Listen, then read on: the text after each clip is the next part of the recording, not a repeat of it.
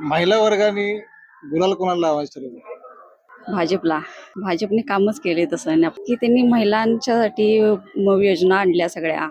महिलांसाठी 1500 रुपये महत्वाचं झाले आता. आणि त्या तर एवढं वाट बघतात की पैसे कधी येतील आणि काय येतील असं वाट बघत असतात. भावाची जास्त वाट बघतात ना तुम्ही. असं काही नाही आहे, महागाई पुरत नाही असं काही नाही. कारण जेवढ्या गरीब महिला आहेत एवढ्या गरीब आहेत की त्यांना असं म्हणजे की कुठं तर जाऊन काम करून खायला पाहिजे असते. तेच त्यांनी महिनाभर त्या पैशात त्यांनी महिनाभर घालवतात. त्या एक एक वयस्कर म्हाताऱ्या बायका आहेत त्यांना तर खायला मिळत नव्हतं.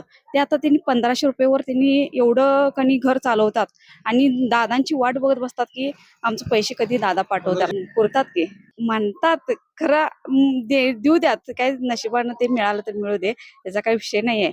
खरं जे आता 1500 मिळतात त्याच्यात एवढं समाधान आहेत की या महिला त्याच्यासाठी त्यांनी वाट बघत बसलेल्या असतात सगळ्या महिला एकमेकासंग.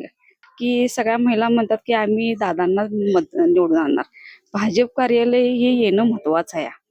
मोदींनी जे काय केलंय आपल्यासाठी ते त्यांनी आतापर्यंत कुठल्याच नेत्यांनी केलेलं नाहीये.